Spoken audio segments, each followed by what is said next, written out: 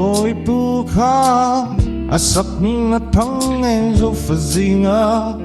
dài nó oye là nó va bờ tê anh nung nấp tung dấu nè cắm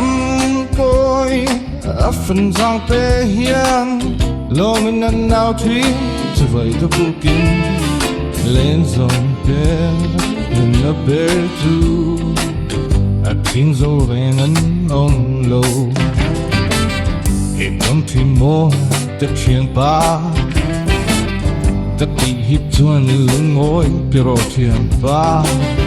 phiền xuống cho em nè cho không những mẹ em nè cho lộc bên nghề nghề ô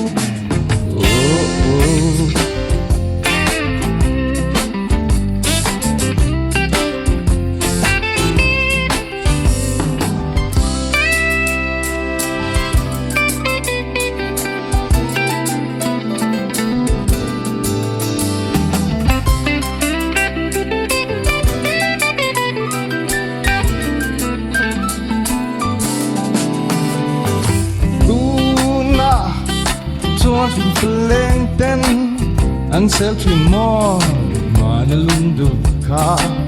chết mình người cao vinh tỏa thì angin anh chính rồi anh cứ dâu ta yên tâm thuyền mò tất Thianpa tất đi hết cho ni lúng ngồi từ đó Thianpa